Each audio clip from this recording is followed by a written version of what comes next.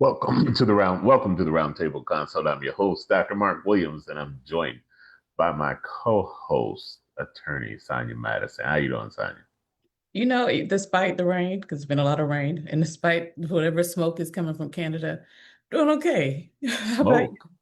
Yeah, apparently, I think they've had some kind of I don't know if it's like some kind of volcano or there's been an eruption that has eased into the climate has eased into the United States. I'm surprised you haven't heard about it. I guess No, I those haven't. health guys, you guys stay zoned in out of it, huh? Zone in, out of it. You know what, Sonia? I think you allow the weather to affect your mood too much. I don't disagree with that because Oh, when it rains, I don't feel as happy about getting up to go to work versus when it's sunny outside.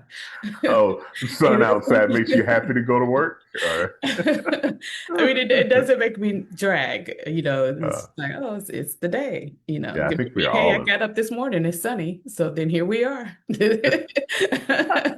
But it's amazing how many people really are affected by the weather. That's why I know I couldn't live in a place like Seattle. I mean, it's just dreary all the time. That would, or Ireland for that matter. That was my biggest problem with Ireland. I was like, an island should not be this dreary and should not be this cold. My idea of an island should be sunshine, warm weather, pretty sand. If it's not that, it's not an island. But there is a thing called seasonal affective disorder. So they looked at people who would get depressed, particularly during certain seasons, but when there is less light throughout the season. And so some of the treatments for that is to have a certain type of light to have shined on you all day long so that you have a little bit more productivity. I'm sure they've done some research in terms of showing what type of lighting in an office improves productivity and things. They do research on everything, or at least they used to do research on everything until after Doge came in and cut all the research. God, Which, and I did want to just want viewers to know there's wildfires, 200 wildfires in Canada. And again, the smoke is coming into the United States. And so I don't want I, people to think I'm making that up. But, I thought you were figuratively talking about all the smoke no, Canada's no, giving no, us. You know, no. I was like, From those, whoa, apparently we're still smoking okay, with we're China when it comes to the colloquial. tariffs. And he did go up 50%. And we're also asking, okay, can we use some of this steel on from Mexico and Canada? But it's interesting. The taco, as he hates to be called, President Taco, is at it again, which is fitting with our topic because there's just so many men in the news. So what do you think about the romance that is now being spilled over Oh my God. between Elon Musk I've heard some and people say President that Taco?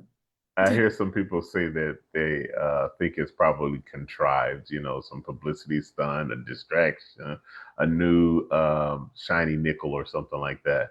But I don't know. I think it's real. I mean, when you get two, megalomaniacs and together, and two people who just decide that, they really can't be told what to do by anybody else, and they got enough wealth and/or power to make sure that it stays that way. Yeah, they're likely to clash when one of them doesn't get their way. So, And not for a those that are surprise. tuning in, you've got the world's, I guess, powerful man in Donald Trump and the world's wealthiest man in Elon Musk going at it. So I think it started with Elon being critical of the big, beautiful bill that is of Donald Trump. And we talked about how he said, hey, you can't be both big and beautiful. But now he's on a campaign, he being Elon Musk is on a campaign to ensure Senate the Republicans do not pass it. And all of a sudden, some of these Senate representatives, not Senate, House representatives, Republicans have realized that they didn't read it. Because you've got Marjorie Taylor Greene saying, "Oh, wait a minute! I didn't realize states couldn't dictate AI. I didn't know that was in there."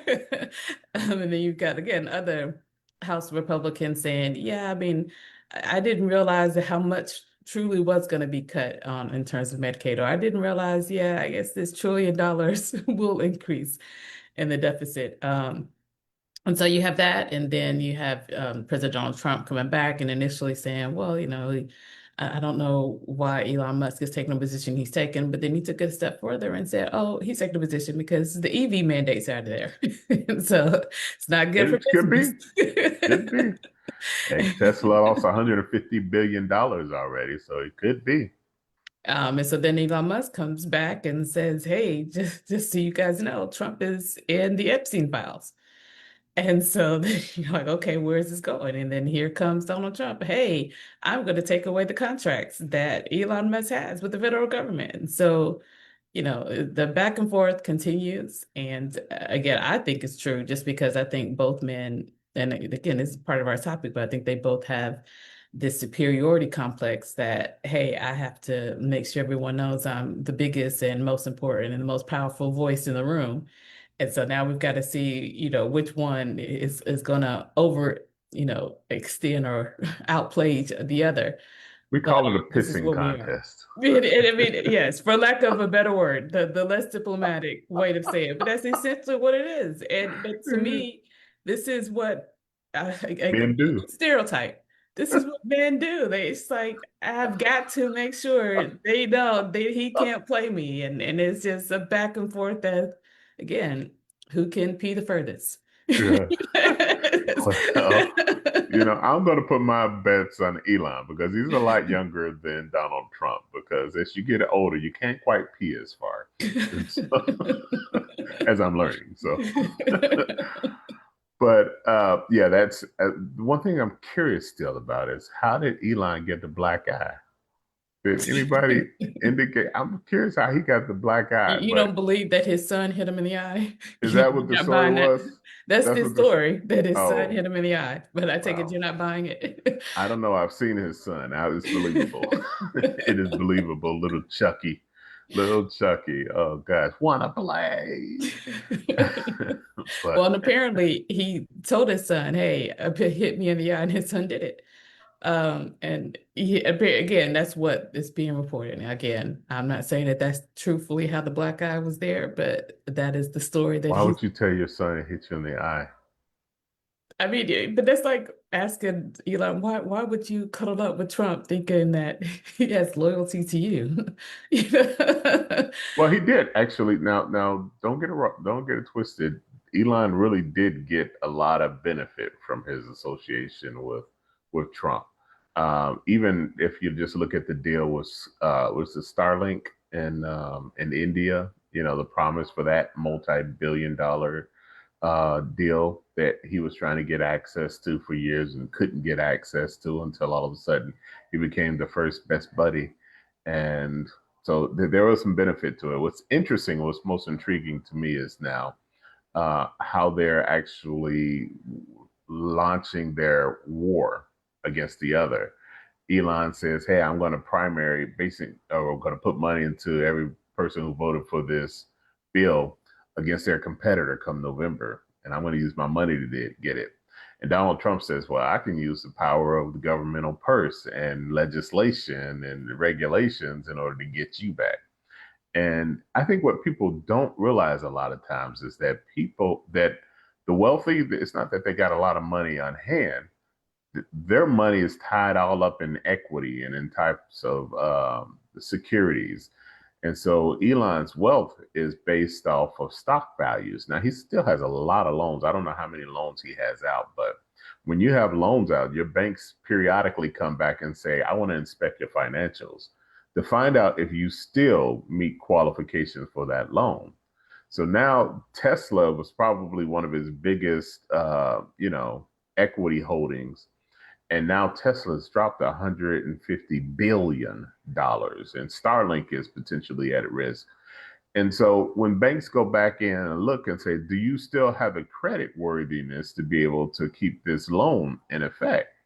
If all of your stocks plummet, and the stocks is where you had all your equity and your wealth, all that plummets, the banks can say you no longer qualify for this loan, so we're going to call it, which means that if you can't get the loan to cover the cost of it, then they'll go in and repossess whatever equity that was for you.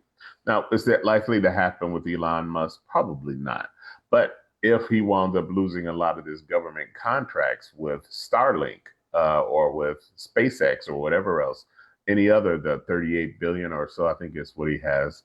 Correct me if I'm wrong on the numbers, but He's got tens of billions of dollars of contracts with the government, with the federal government. Should Donald Trump do like he did with the other organizations, even though he doesn't really have the power of the purse? Congress is supposed to have it, but he Supposed to. still have effected a lot of damage to organizations and a lot of threats to law firms and everything. He could do the same thing with Elon. And, the value of a stock is all based off of reputation and people's feelings and confidence in the product that you're offering.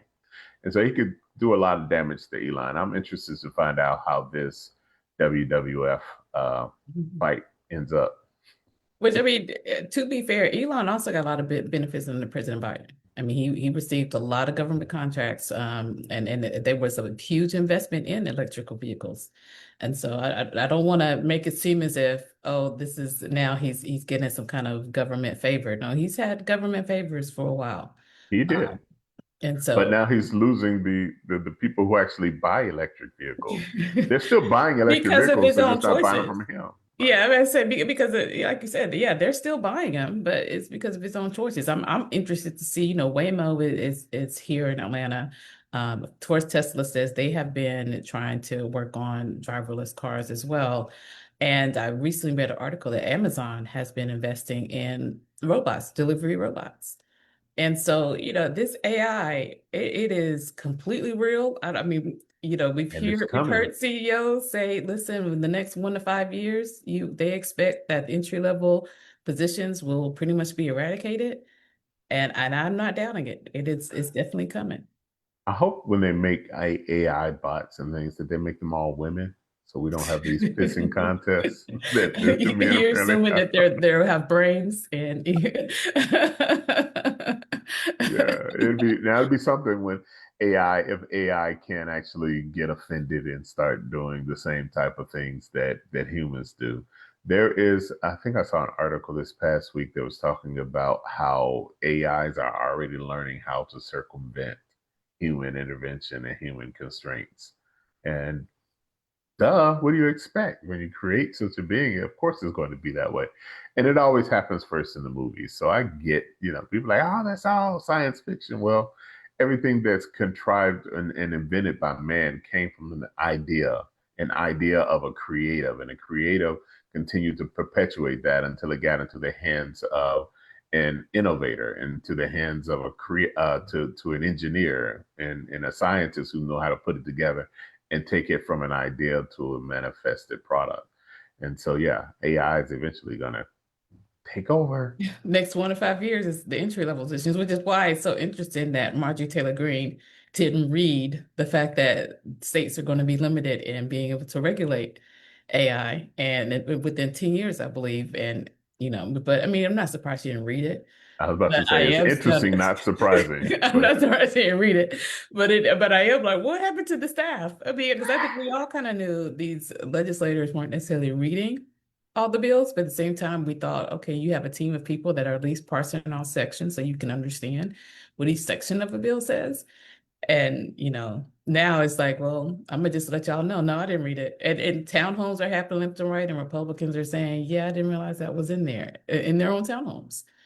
And yeah. so And that what they criticized with the Affordable Care Act. The Democrats for not knowing exactly what was in there, and they caught hell because of it as well. And so hopefully, the Republicans will catch a little bit of hell because of that too.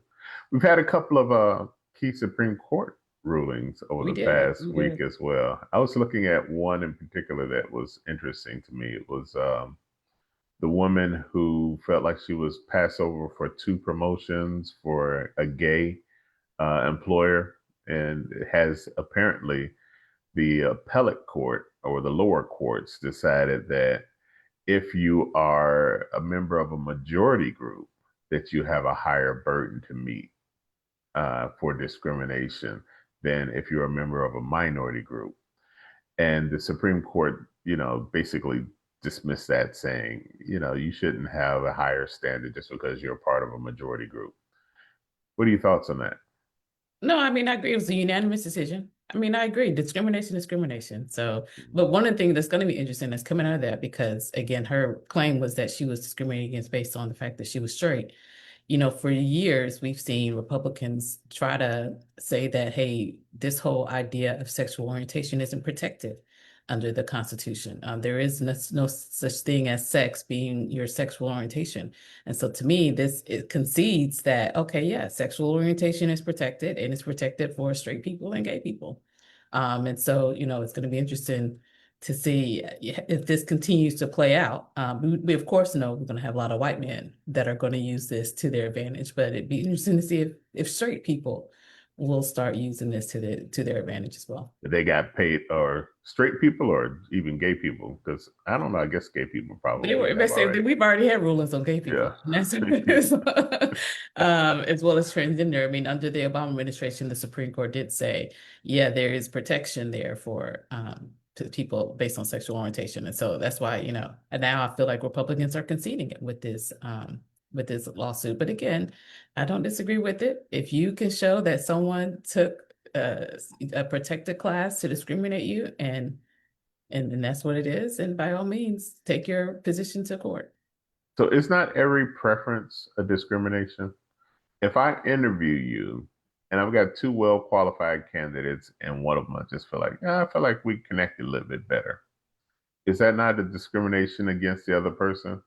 Well, again, it's Um, got to be based on a protected class. So yes, you can have a preference, but your preference can't be something that violates the Constitution or the so equal how are you protection. going to determine that just because I'm black as a black employer, I have two candidates and I just happen to hire the black one Again, under the law, instead you of the got to white one? show that there was discriminatory bias, and that's why, again, for so many years, Black people, minorities in general, they had a difficult time meeting that standard to show, hey, there was some animus. I mean, under the elements, you have to obviously just start off showing that you're in a protected class and that you received some adverse action, and that you were the most qualified person in the room, or at least qualified for the position.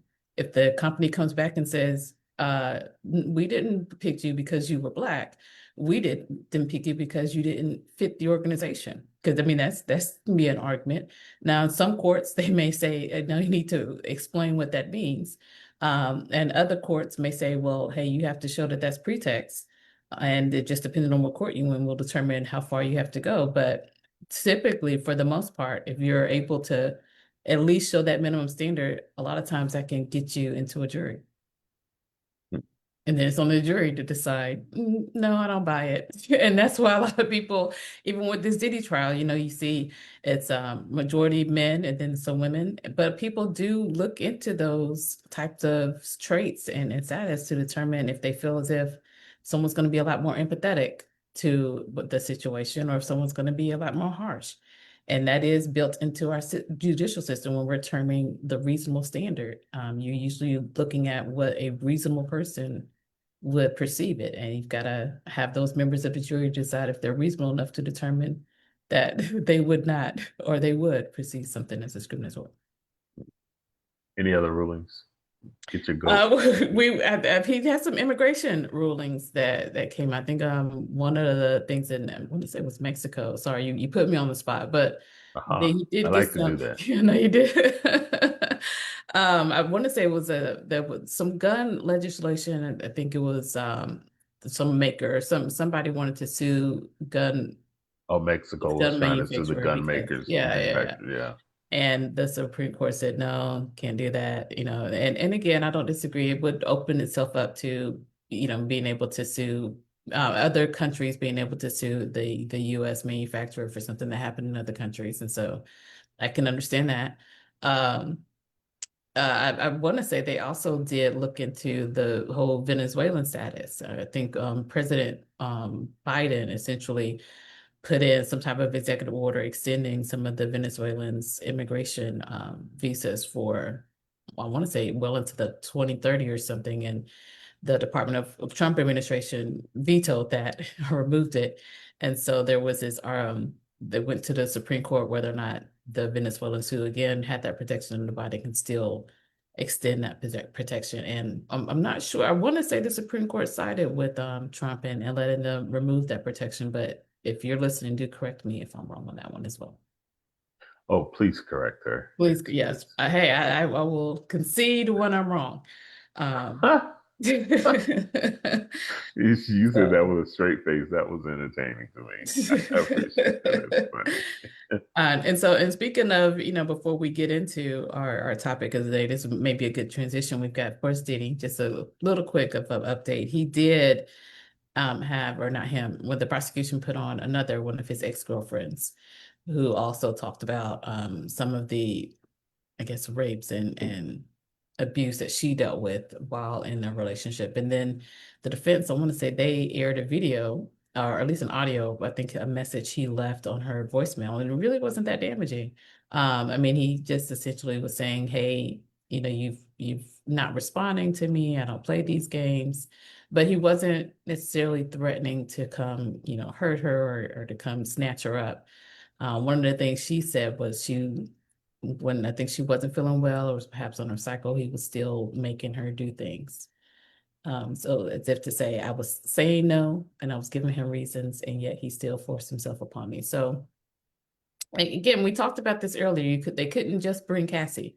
So we're seeing them bring other people, make similar allegations. And so, so I know earlier we talked about how, when it is a he said, she said, there's definitely a bit of a credibility, but you have multiple people saying the same thing, hopefully that it limits your ability to still say, oh, I'm a Yeah, bad person just because I everyone get that. saying I that. get that. But the flip side to that is that he was paying like $10,000 a month for a house for her to live in, Yeah, he's paying a lot. and is still paying that right now. It's But that could go into the you're using your business to again finance this illegal activity. it could be, but we'll see how it comes out. We'll see how it all comes out. I'm not going to get It sounds myself like you into. got a soft spot I'm not for getting either any. Diddy or for men in general. Which way you want to go with this as we get into this topic? I think as we get into this topic, it's something that I think all of us really need to be mindful of about how is masculinity expressed today.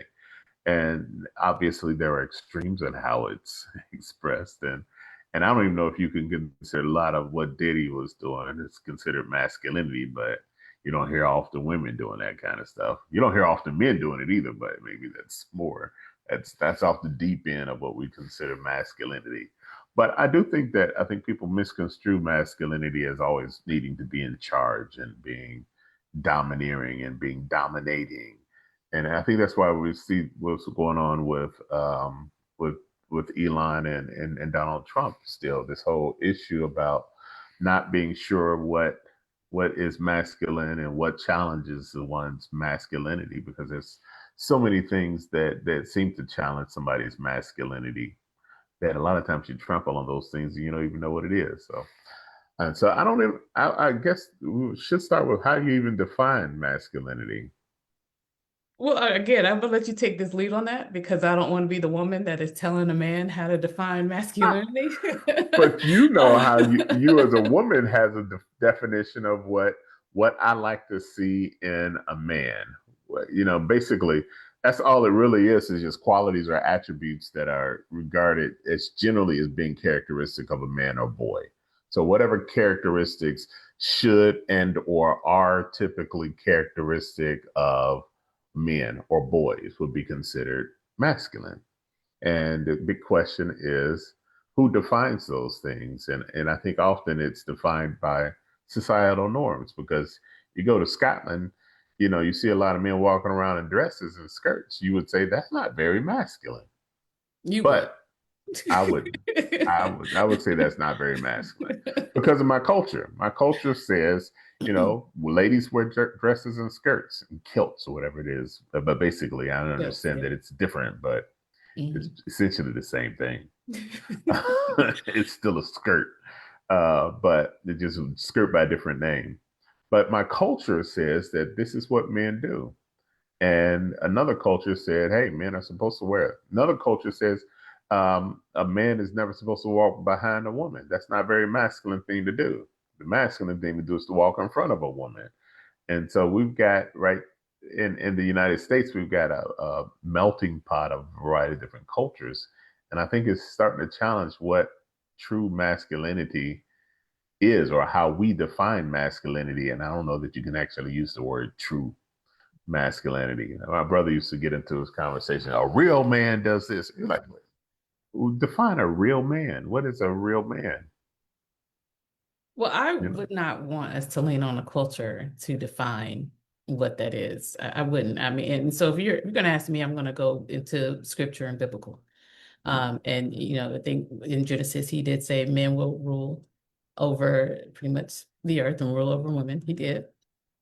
And in I mean, that, I'm sorry. What did that? What did you and say? he Scripture also said says what? that husbands are head of the household. He also requires husbands to love their wives as Christ loved the church.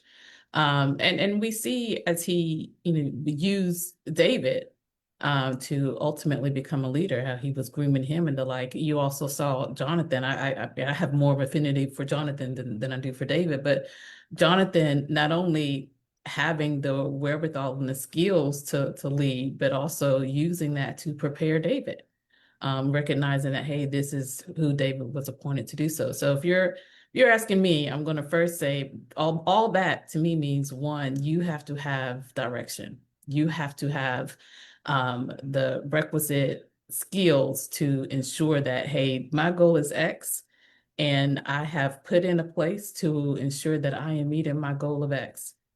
And oftentimes, for me, if a guy doesn't show that he is going somewhere, then as a woman, that is a turnoff.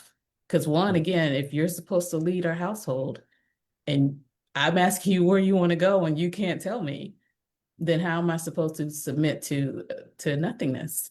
I mean, that's a blind loyalty, and I don't think blind loyalty is real. I think your loyalty is based on what people present to you, and if you're not presenting again a pathway towards something, what am I being loyal to? The hope that you will get it all together.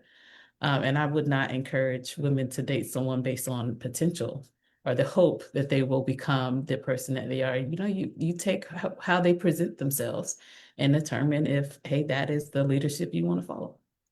But people evolve. People evolve over time, and even masculinity evolves over time. One person's masculinity today might be different than it is 20 years from now. And so, yes, he might, using your example, he might have a vision for where he would like to go today. But you guys get married, and then 10 years later, that vision is something different. And you're like, hey, I'm not feeling that. I don't think that that's very wise to do at this point. What are you going to do? You're gonna say, "Hey, I'm going to follow you just so that I don't challenge your masculinity, or I'm going to follow you because that's what the scripture says to do, because you are the man and you are the head at some point." But you still got that whole issue of let me trust and in this time I'm going to use masculinity as in the direction, the authority more or less than anything, the head. So if you say that to be masculine is to be confidently and competently the head, then what happens when you don't trust the decision that the head is making in that moment? Are you then challenging his masculinity? Well, one, I want to continue to stick on the topic of defining masculinities because I'm going to ask you if you decide to change your mind. Do you think through it first? Do you figure out what the new path is, or do you just go to your wife and say, I changed my mind and trust me, we'll figure it out along the way? No, it's not a matter of tension. I mean, I think if you look at situations, you might have a particular goal. You might have reached that goal. You got another goal that comes after that. We don't Right. develop some goals until after we've been into this thing for some time. Now we develop new goals. This may not necessarily be me changing my mind or anything. It's just me saying, okay, we got a new thing that we need to accomplish. We've got a new challenge in front of us. We have a new opportunity in front of us. Let's decide how we're going to do this. And so I, as the man, I'm supposed to come to you and then tell you, hey, this is the way that it's going to be. I heard from the Lord, and this is the way the Lord says go. And you, as a woman, say, okay, I like what you yes, said my Lord. before. You said, hey, I've come to you. We got new goals. Let's discuss how we're going to do it. That is to me, a beautiful way to come to Well, your then you just cut wife. him off as the head Come to then. your wife and say, hey, got new goals. Let's discuss this. I think that's beautiful. I would encourage that to be the conversation. You just emasculated him then, No, I just said I follow because what you said. That's what I'm you just saying, said that you would do. You said you would go to your wife those and are two say, options. "Hey, Those are two. I got new goals. Let's discuss it." And I'm saying, "Hey, I'm with you. I like that conversation." So Yeah, how but am you I just challenging your masculinity when I'm agreeing with exactly how you said you would approach it? no. You challenge it when there's a requirement that I come to you and have that discussion about it before. And trust me, this is not my belief. I'm just going I off didn't, of and I I'm don't think just you heard what I going off of said. your I didn't definition. say that you have to. I said I like how you said you would do it. I'm commending you for how you said you would do it, and you're going to take that to say that I'm telling you that you can't do it any other way. No, You no, said, no, no, no, no, no. no. All I said was I'm commending how you would approach that. I like that Okay. approach. Let's go back to your I'm definition. supporting your masculinity here, Let's go back to your not challenging definition. it. I'm Let's go back to supporting your your definition. masculinity here, Mark. Let's go back to your definition of masculinity. And I don't think that I don't think that's an uncommon perception, because there's a lot of men who believe that, hey, I'm supposed to have the answer. I'm supposed to be able to direct the way. And I think they misconstrue that a lot of times. My own personal opinion, and I mentioned this, I wrote about this pretty extensively in my book, When a Man Worships, available on Amazon and all places you order your books. But but When a Man Worships, in that book, I define, yeah, man is supposed to be the head of the household according to scripture. He's supposed to be the head. And I think what happens is that we misunderstand, and in our polluted sense of what masculinity really is, we misconstrue what it means to be the head. Who's the head of the church right now? The Christian church. Jesus is. And so what does that mean? Jesus made the greatest sacrifice. To be the head of anything means that you should make the greater sacrifice.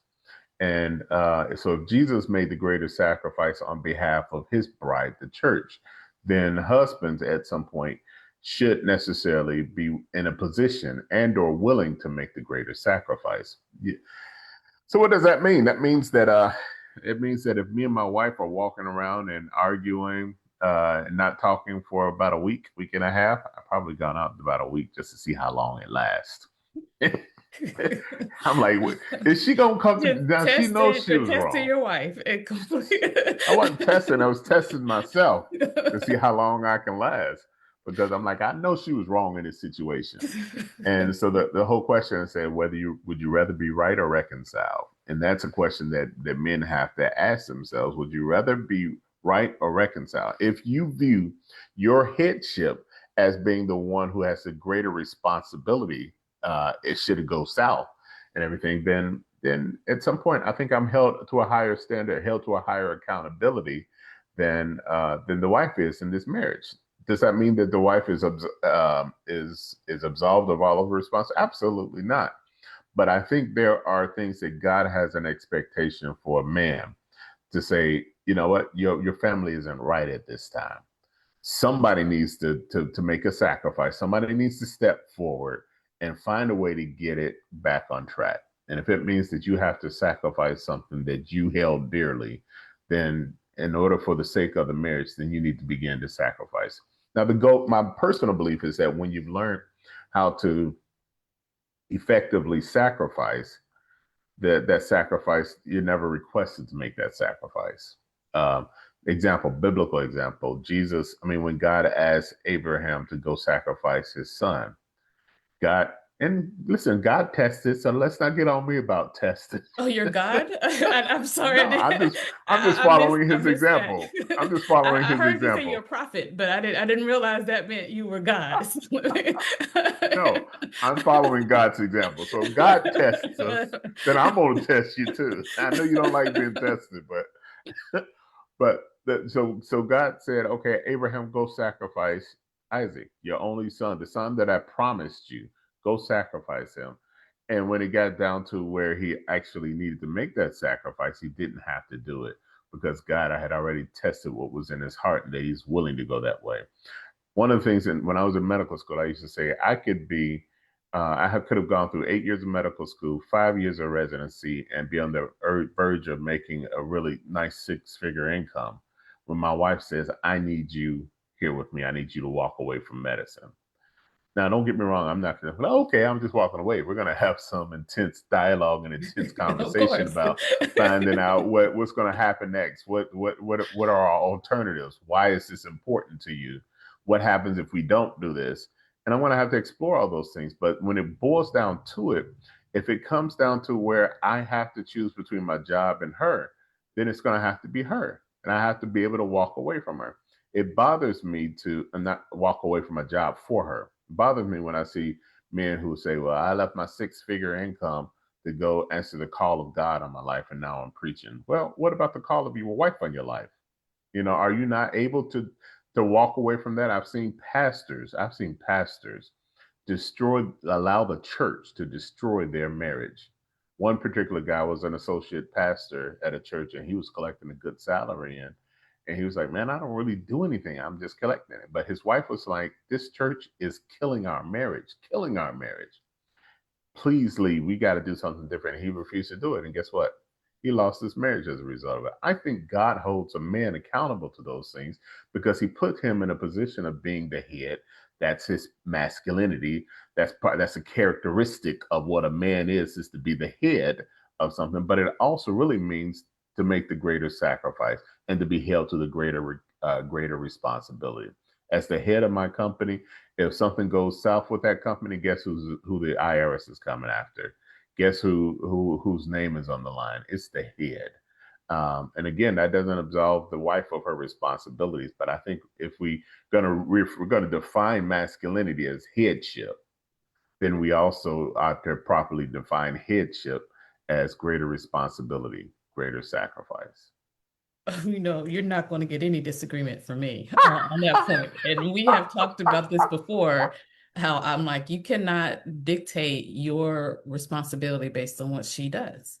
And to me, whether, and I know we brought this in a sex context, if she's not having sex, that does not excuse you to go cheat. Again, you are the head. Sorry, you are the head, Well, and her actually, responsibilities does not negate yours, and vice versa. If you as the man is not leading or is not being present in a marriage, that doesn't then mean she can go find someone who is more present, who is leading in the marriage. Your responsibilities are what you covenant to God, and you made a promise to God and to her that this is the role that you're going to take, and you didn't say conditioned upon you doing X, Y, and Z, because you don't do that to neither God nor to your spouse. But you say, I'm making this linear covenant, and if you break that responsibility, that's something you have to answer to God. So yes, I complete with that 100%. I would also, again, when the Bible talks about love your spouse as Christ loves the church, analyze how Christ loved the church. I mean, I know you spoke on sacrifice that Jesus made, but I'm also talking about how often God forgave in that Old Testament. And I think, to me, you should realize, I don't care if you're ruling or you're head of a company, I don't care if you're head of the church, I don't care if you're the head of your marriage, you should go in there realizing I'm going to have to be forgiving because I'm mm, dealing with a person who is imperfect. And you're also going to have to give even yourself some grace because you're imperfect. And so, and I think sometimes, and again, I will lean onto you on this a lot because, again, I don't want to come off as telling men how to be men. But I think one of the reasons why Democrats or people are feeling like we need to do this study on men is I don't know if men give themselves enough grace to say, hey, I either am not sure how to do this, or hey, I messed up. How can I get back in order? How can I acknowledge, take some accountability and get back in order? And to me, when you have men that are messing up and then it's essentially feeling like I'm entitled to still lead despite, not knowing what I'm doing, despite repeated mess ups. That's why a lot of women don't then feel like, okay, I can trust this person because they can't even accept accountability when they're wrong. They can't lean on me when they recognize, hey, perhaps she is better at finance than I am, or perhaps she is better at making sure the nurturing of our kids is in order. I mean, if you can't even understand where your partner has strengths that are to your weakness and lean into that, so that again, as your unit, as your family is complete. So again, your business, if you can't recognize, hey, this director of operations knows a little bit more than I do as a president, let me lean into some of that knowledge, you're hurting the enterprise as a whole. So I would agree with you that, yeah, um, you don't allow another person's fulfillment of their responsibilities to influence your fulfillment of your responsibilities. But when you said it really directed toward the man. But I'm sure you meant to say Because that we're it talking about goes both masculinity. ways. I know. No, we're I'm sure talking you about, meant. okay, I was gonna, I'm, I'm staying on topic here. okay, cool. But I'm sure you would acknowledge that it would go both ways too. And we'll talk about that on the define when we define femininity. And you can choose to be silent if you want to right now, but I will tell you now, if we talk about defining femininity, um, I'm not going to stay silent because there are some characteristics that I, as a man, like to see in a woman. And I invite women and I invite you to say, hey, these are the things that we like to see in a woman, in a man. And the reason why is because men can't tell other men what women want. Women can tell men what women want. And so if we really want the woman to hold up her end of the responsibility, we have to know what it is that you want from us so that we can inspire you to reciprocate as well. I don't want you reciprocating only out of obligation, like, well, I guess God told me don't defraud my husband, lest temptation, lest the devil tempt you. By the way, you said, that's an excuse to go out and cheat. Well, the scripture says don't defraud each other unless it be for a short period of time, But the mutually agreed. scripture does not say, and if you do, you are excused from your No, but responsibilities. That's it why I tells love to you focus on the forgiving. You've got to be it forgiving. it tells you what happens. It says, do not deprive one another except perhaps by agreement for a limited time, that you may devote yourselves to prayer, but then come together again so that Satan may not tempt you because of your lack of self-control. So the scripture, God knew what was going to happen is that it was going to put us in a position where we'd be tempted if we're not. You're tempted whether you are faithful to your spouse or not. I mean, again, we saw Jesus was tempted, and Jesus is a perfect person, and yet the devil tempted Jesus at 40 in the wilderness. And so, I mean, again, that's why I'm like, let's stick to the scripture of husbands, love your wife as Christ loved the church, and Don't you let's not see. let's stick to that. Yeah, But there's some you other ones we see need to stick to how too. often Christ and God forgave the church over and over and over again. Over and And to over. Yes, me, you I did. think that if you have that mentality going in, and I think that leadership will again spread on to her. Because Yeah. I think she also, to your point, is if she's following your leadership, she's going to be similarly forgiving. Exactly. And And I so think the point that I didn't complete before was that I said that I would be willing to give up my entire career for my wife. When she knows that, she will never require that of me either. If she's confident of that, she may do like, God did with Abraham, get all the way up to the moment. And I don't think God did it just to test Abraham, but some of it was just to prove to Abraham what he was willing to go through in order to look. God already knew what the extent of Abraham's love was. And so Deuteronomy talks about God took us all through the wilderness to prove whether we would serve him or not. And it wasn't to prove to him whether we would serve him, it's to prove in ourselves the level of a commitment that we have as well. And sometimes the level of commitment that we have toward another person isn't proven until it is challenged. And and anyway, but I do believe that when a man does function properly in his headship, that that a woman doesn't necessarily make him have to do a sacrifice that she knows is not beneficial for him. Most of them who are actually requiring you to make these sacrifices over and over again do it because they're still trying to prove to themselves whether or not you love them the way that you say you do. And so I think when we get that piece right, it's good. So this whole notion of toxic masculinity. So when does masculinity go awry? well, and I And do want to add one more characteristic, and again, sticking to the scripture, but the ability to be advised. One of the things we saw when it came to David and Nathan, the fact that Nathan, advised him as to how he did wrong with Bathsheba. And David took that in.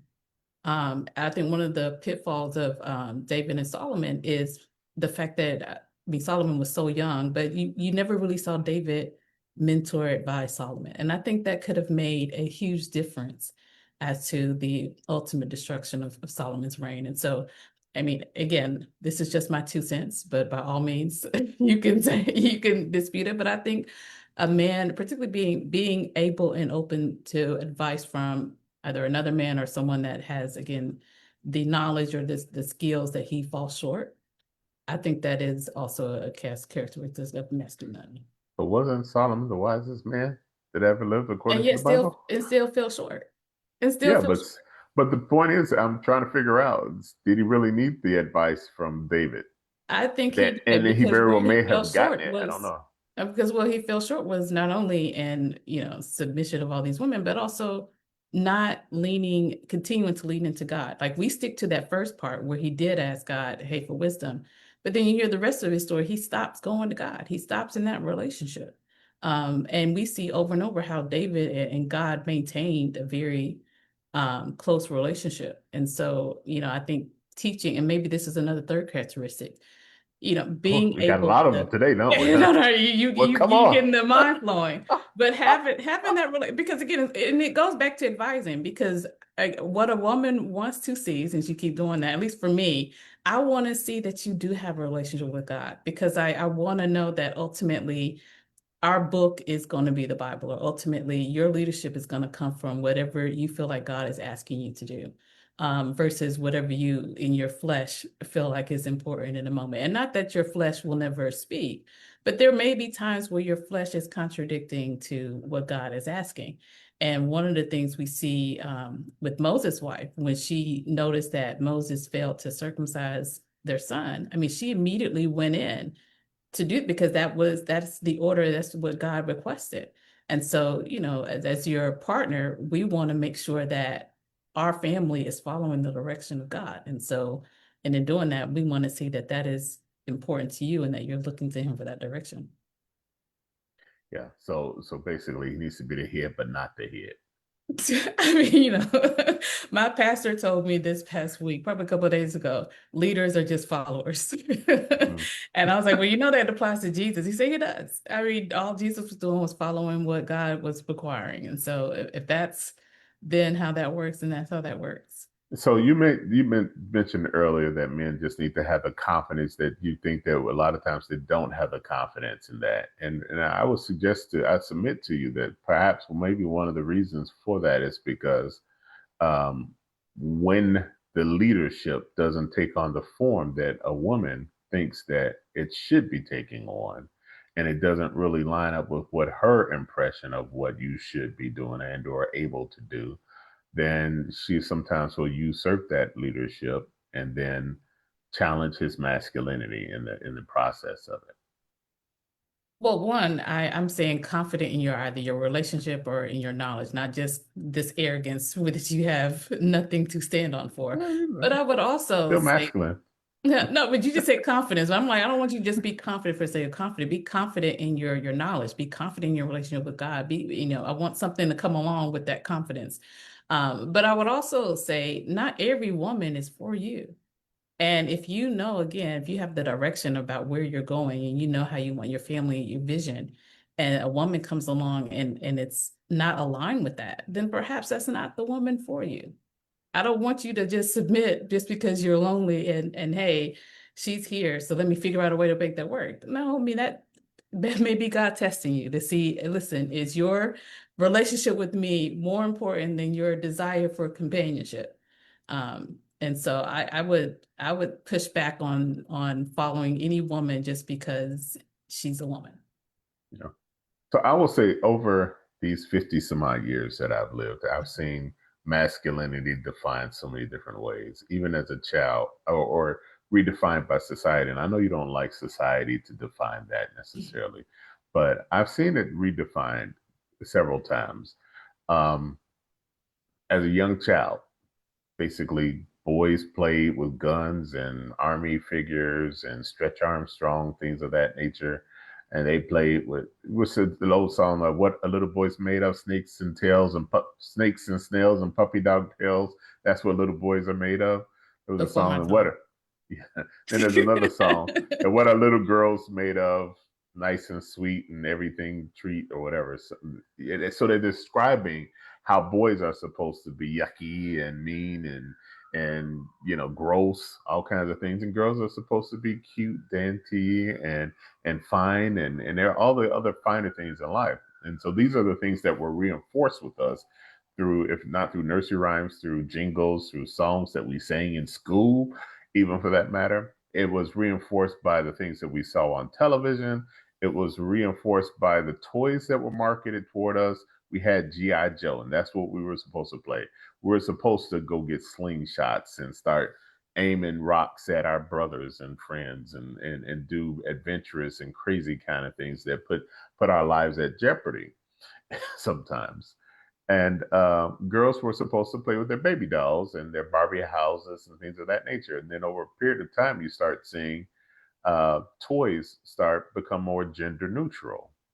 And now you got My Buddy. This was like the first doll baby for boys or whatever. And it was like, okay, I want a My Buddy. I can't remember, one of our relatives at one point wanted a My Buddy, and we're like, what?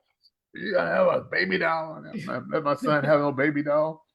And so then people start saying, okay, well, men need to soften up a little bit. You don't need to be snakes and snails and puppy dog tails. You need to be nurturing, much like the women are nurturing. And so men can stay at home and men can nurture their children.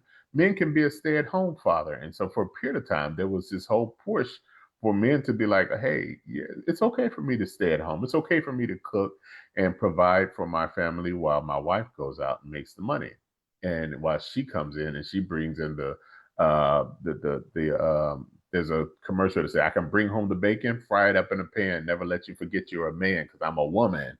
There's this whole women's liberation type thing came in, and it challenged the definition of what masculinity really was. And so then you say, do you have to necessarily be in charge? Do you necessarily have to be the head in order to be a man? Is headship necessarily characteristic of a man anymore?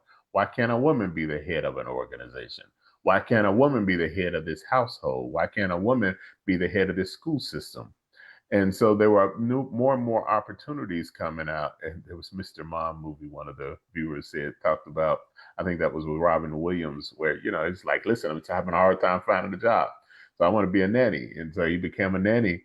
But yeah, and he actually was a pretty good nanny, nurturing. And so that was one of those examples showing us that men, you don't have to be all the bad things that the jingles and the slogans and the songs were telling you needed to be. But in the process, we became more soft. And then you start going over the past decade or two, you start seeing men start dressing like women and wearing makeup and fingernail polish and walking around. And just before, it was shunned for a man to dress and act like a woman. Now all of a sudden it becomes celebrated for a man to do that. And now we're starting to see the backlash of that because people are now saying, and I think it's one of the reasons why Trump won his most recent election was because this whole notion of masculinity coming back into the deal. And the Democrats are now struggling trying to find out, how do we lose the men? Well, you lost the men because, you anything that resembled maleness or masculinity, you often labeled as toxic. And it's funny because at my church we got this the men's group, excellent men's group. And in fact, they're meeting this Saturday, and unfortunately, or met this Saturday morning, and I was unable to attend because I'm out of town. Um, but it's a great gathering of probably well over 100 men get together, and we talk, we share, and everything. But then there's always, oh, you just got to see, oh, well, not every man is like, oh, interested. Not every man wants to talk about the sports all the time. And I watched some of it, and I'm like, there's a easy tendency for us to cross the line to say to a point where it gets toxic, where you're like, well, if you're a man, this is the way you have to be. And I don't know how you define that and how do you define where those lines are. because when society starts pushing it too far one direction, we start seeing a backlash from it, and the pendulum swings the other way around. I'm just waiting for it to somewhere settle down in the middle where we say, listen, be you, be who you are, be the way that God created you to be, and just don't wear a kilt.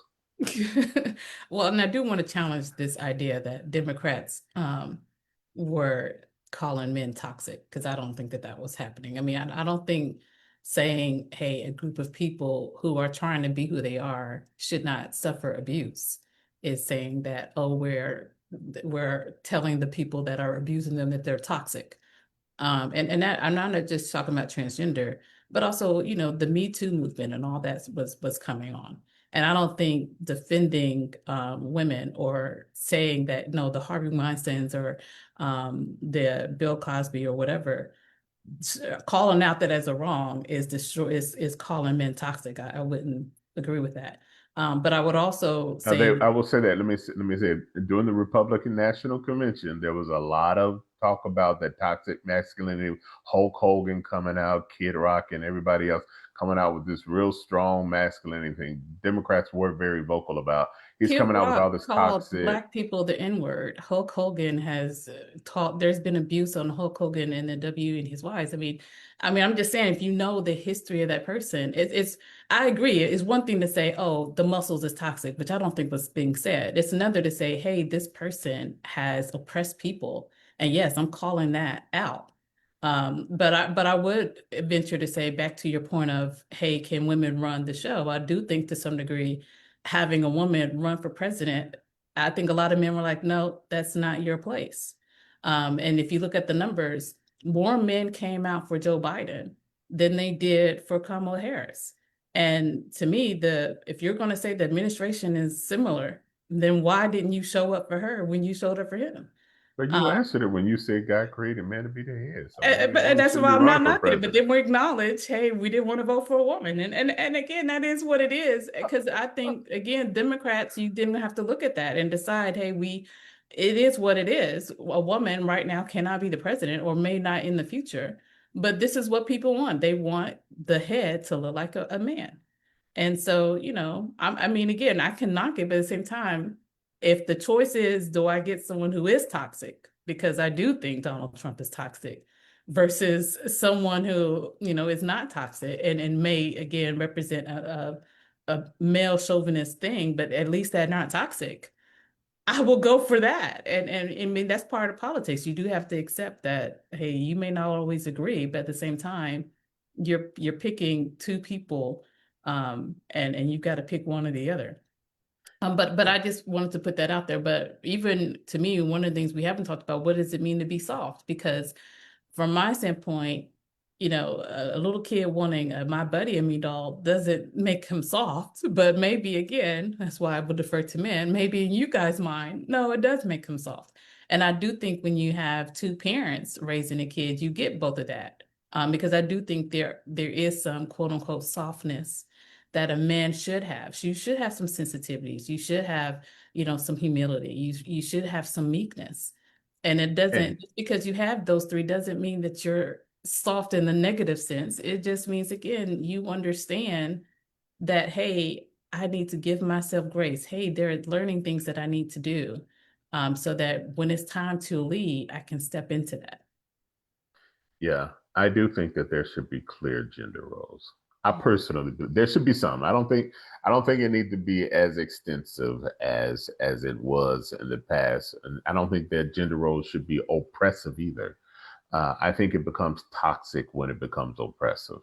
When it says that when it becomes dogmatic about how something is expressed, how someone expresses themselves, when your masculinity becomes intolerant of other people's expression of their masculinity, then I think it's toxic at that point because you're now forcing and/or oppressing people to your ideals and your paradigms of what a man should look like.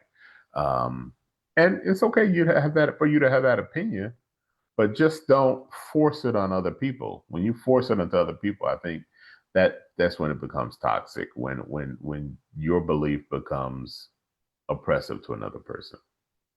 Right. So if your belief is women can't run, hey, keep that to yourself.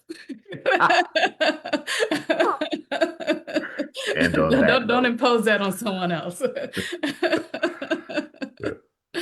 well, we'll Um, talk about defining femininity one day when you're ready. I I'm won't going push to get that a on guest you. on here to help me out here because I don't want the masculinity of telling me, hey, I'm the head. I need to tell you what it is for you to outweigh what we're trying to explain to women how we see it. But anyways, hopefully we've gotten some comments and some feedback from our topic today because yeah, I'd imagine it will be something that's ongoing as we see Elon Musk and Donald Trump continuing to fight who's the more masculine of the two, as well as if we even see this trial play out, because I think to some degree there's either a lot of insecurities about Diddy that he felt like, oh, I need to make sure to show that I'm the man by dominating women in a certain way, or Oh running Lord. his businesses in a certain Here way. you go as a psychologist. He might just be a freak. That's all. Sometimes it's just a freak.